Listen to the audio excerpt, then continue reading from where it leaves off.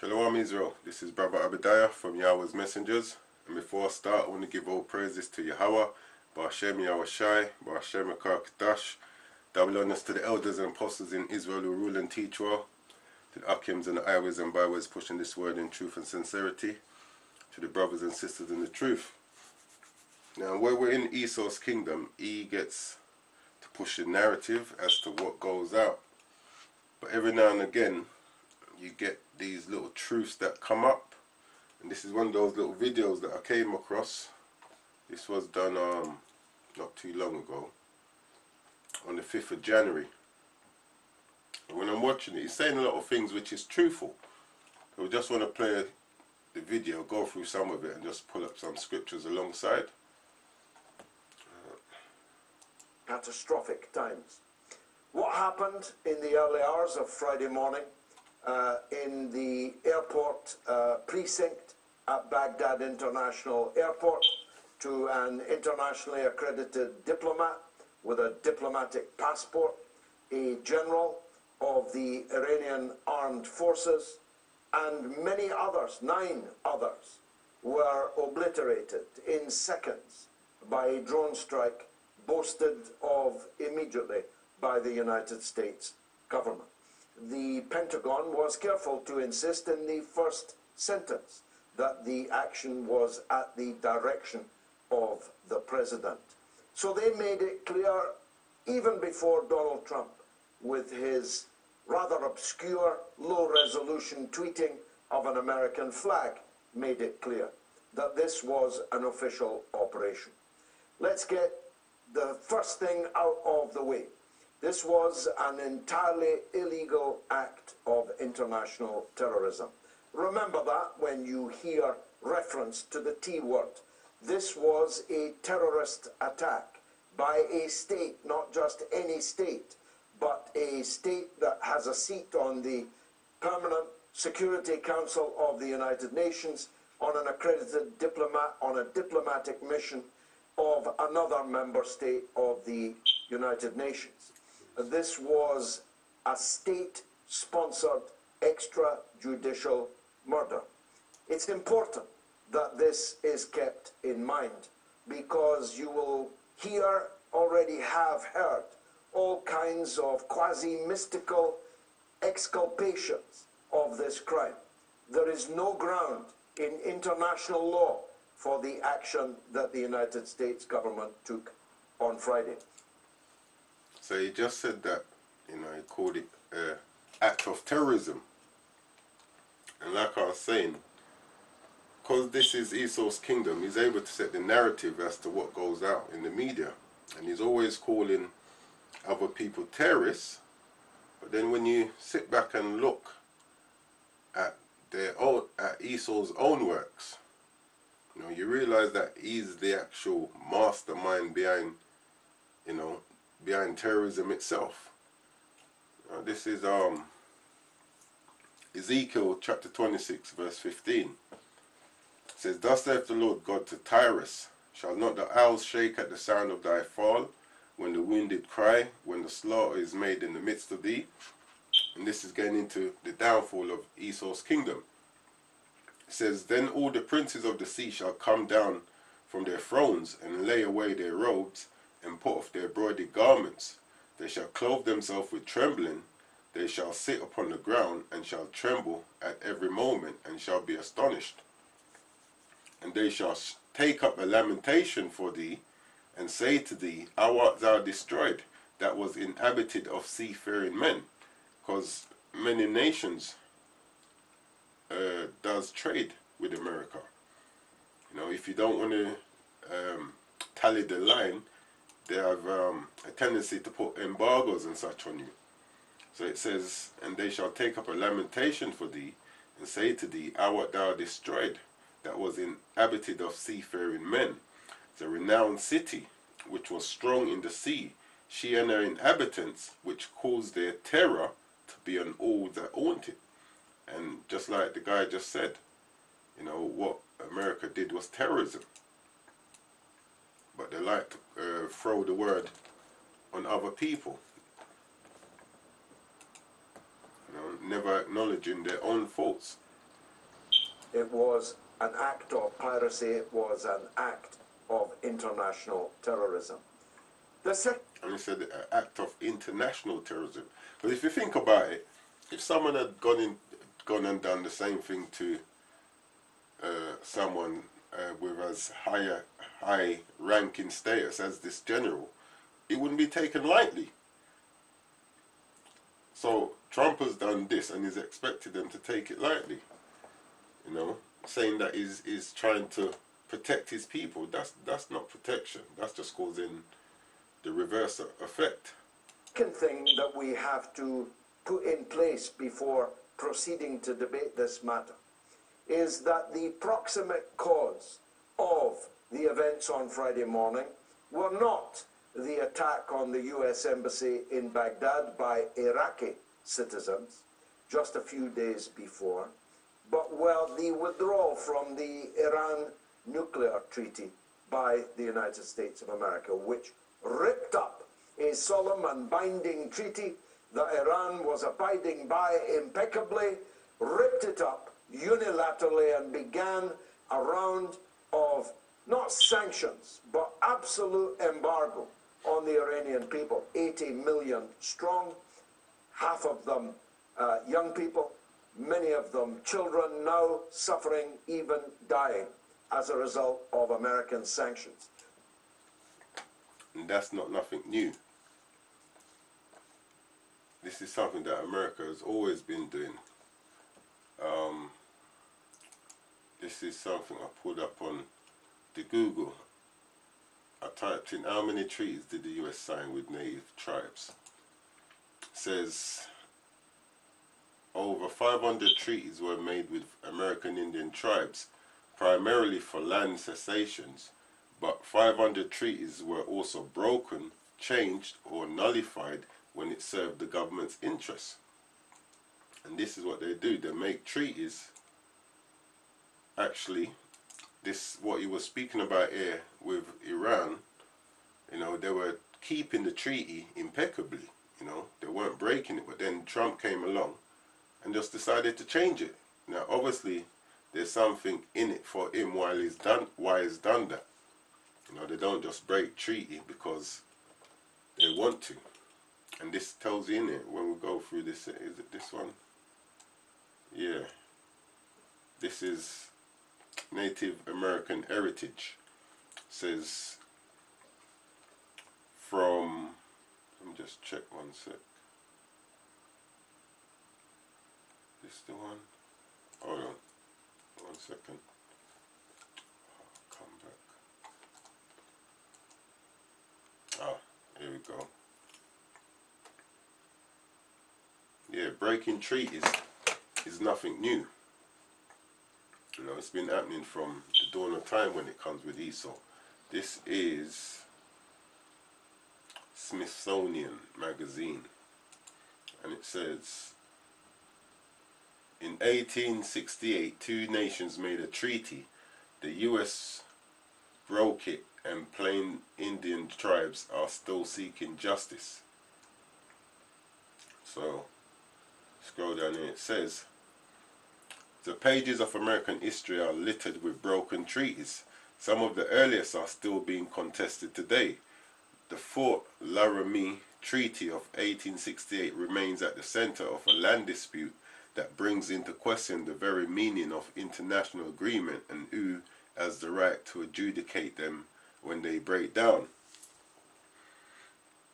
In 1868, the United States entered into the treaty with a collective of Native American bands historically known as the Sioux, Dakota, Lakota, and Nakota, and Arapaho. The treaty established the Great Sioux Reservation, a large swath of land west of the Missouri River. It also designated the Black Hills as unceded Indian territory for the exclusive use of native peoples.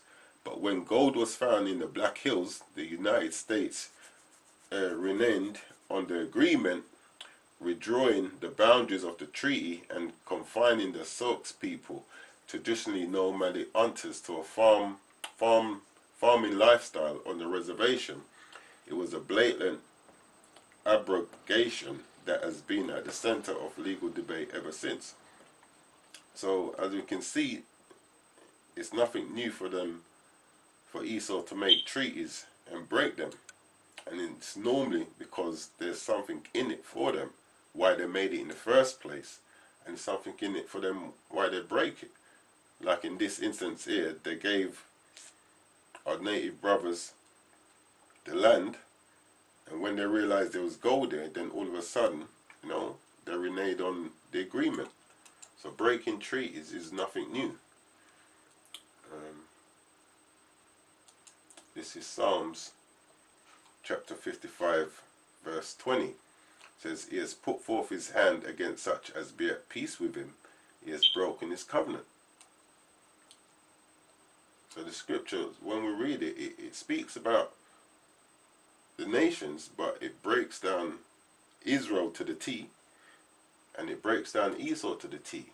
You know, you got people saying that Esau is the Arabs. These scriptures regarding Esau does not fit the Arabs. You know, it fits who we call the so-called white man today.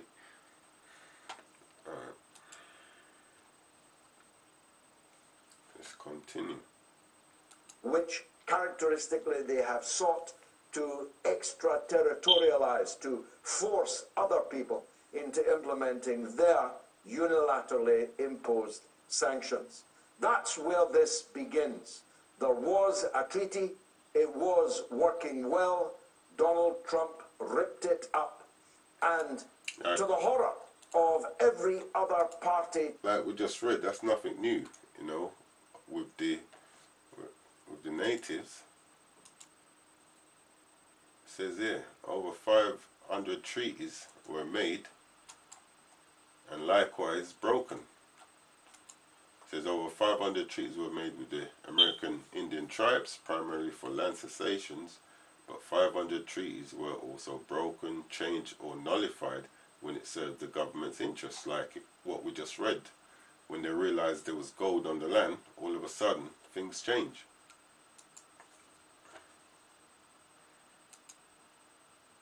To the treaty, including Great Britain and the European Union and the permanent 5 of the Security Council, minus the United States. All other actions have flowed ineluctably from that. The United States has been effectively trying to strangle the civilian population of Iran, 80 million of them, so that they rise up against their government and overthrow it in a classic regime change operation. Classic even for Iran. In 1953, the United States and Britain ignominiously played exactly the same role in trying to secure the overthrow of the democratically elected Prime Minister of Iran, Mr. Mossadegh. So this is another strategy of Esau trying to overthrow governments, and is trying to do a similar thing here with Iran, because he's telling them basically if they don't, like, if they misbehave, he'll be putting on sanctions, and anyone who trades with them, sanctions will be going on them as well. And trying to overtake people's government is another thing which isn't new, which is also another act of terrorism. You know, as he says, it's terrorism on a global scale. But because Esau is the one that pushes the narrative, you know, controls the media, so he controls the narrative that goes out there, everyone else is the bad guy, while, you know, trying to avoid or direct eyes from himself. Now this is an article by William Blum. It's called Overthrowing Other People's Governments, the Master List. It says instances of the US states overthrowing or attempting to overthrow a foreign government since the Second World War. And it says the stars indicate successful house of a government. So the ones with the stars mean that they were successful. So let's see. This is also terrorism, overthrowing another man's government. Now, in 1953, we got Iran. So this will be their second time round trying to do this. You know, obviously this was successful. It says with the stars indicate successful oust of a government. So they were successful in 1953 with Iran. Then you've got Guatemala, British Guyana, Iraq, Cambodia, Laos, Ecuador, Congo, Brazil, Dominican Republic, Bolivia, Indonesia. The list goes on. You know, and this is terrorism from, where did we start? The first successful one is Iran in 1953, and on this list it goes down to 2004. Yeah, Ukraine. So when it comes to who's a terrorist, like the guy said, you know, worldwide terrorism, and Esau's the master at it. It's a repeat of the Operation Mongoose of 1953, which seeks to bring about entirely illegitimately, illegally, the overthrow of a sovereign government, a member state of the United Nations. Now, the events at the US Embassy only... And you have to ask yourself as well, with all these nations that Esau's gone and successfully overthrown, what was he doing in there in the first place? You know, there's tons of nations here that you've had your hands at fastened with their government. Like, what was you doing there in the first place? Let me bring this out. This is Micah chapter 2 verse 1. It says, woe to them that devise iniquity and work evil upon their beds. When the morning is light, they practice it, because it is in the power of their hand. And because this is Esau's kingdom, he has the power. He can take this liberty. You know? This is a bag of countries you've overthrown their governments. Even Australia. You never thought that one. So he doesn't really care who he touches. You know, as long as there's something that he wants, you know, you're fair game. It says, and they covet fields and take them by violence, and houses and take them away, so they oppress a man and his house, even a man and his heritage. And there's many nations here that's been oppressed. Let me pull up this. And this is another nation in the Bible that the scripture teaches us that Esau did the same thing too, with help from these nations.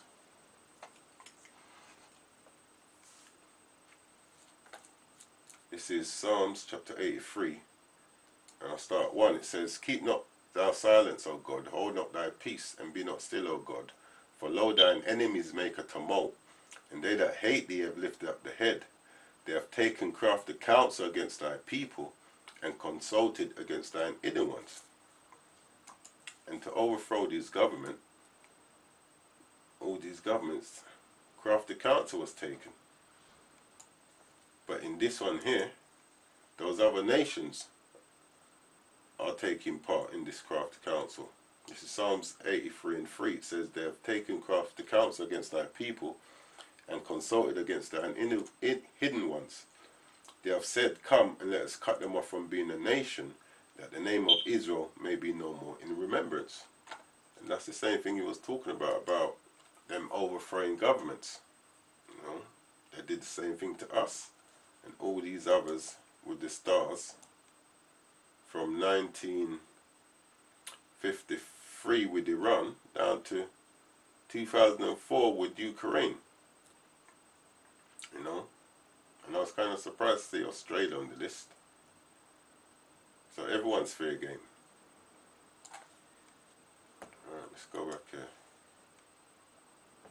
actually, let me finish reading this. It says, Psalms 8, 3 and 4, they have said, come and let us cut them off from being a nation, that the name of Israel may be no more in remembrance. For they have consulted together with one consent. They are confederate against thee.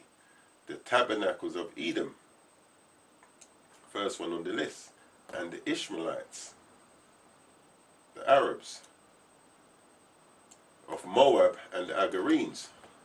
So when we talk about real terrorism and those that's always been going around trying to throw down people's governments, the Edomites are the top of the list.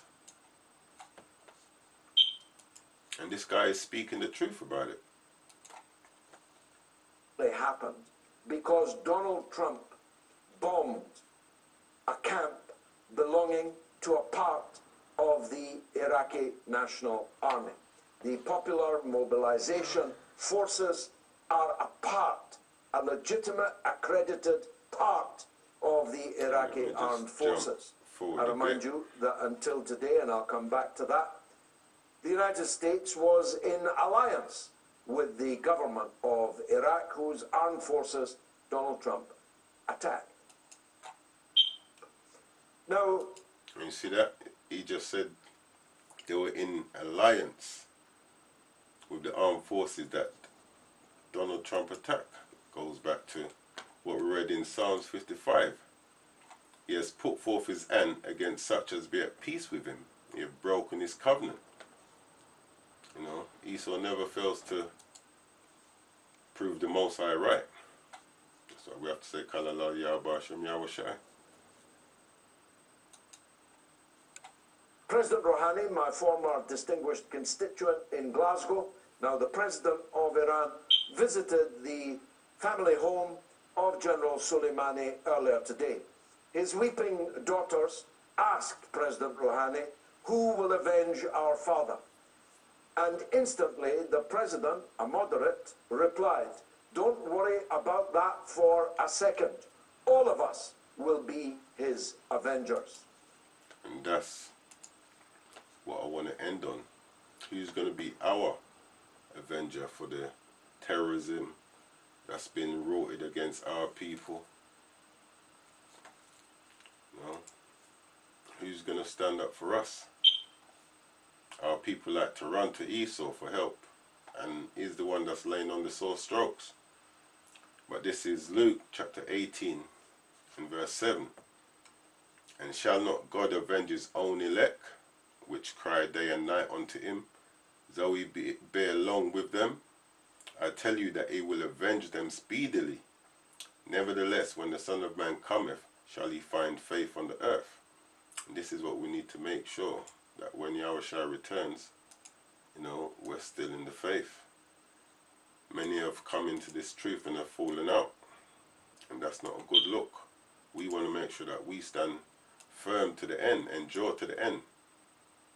You know, let me quickly grab it, that Revelation.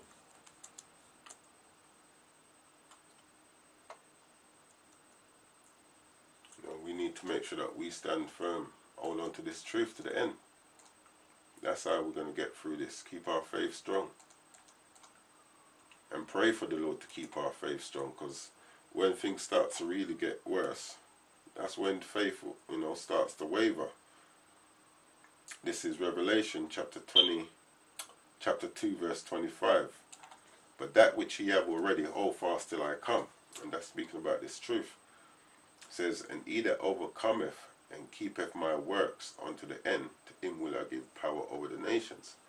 So, no matter what form of terrorism Esau pulls, at the end of the day, we know that the saints are going to prevail. The saints are going to get the kingdom. We just need to endure to the end, and then we shall be saved.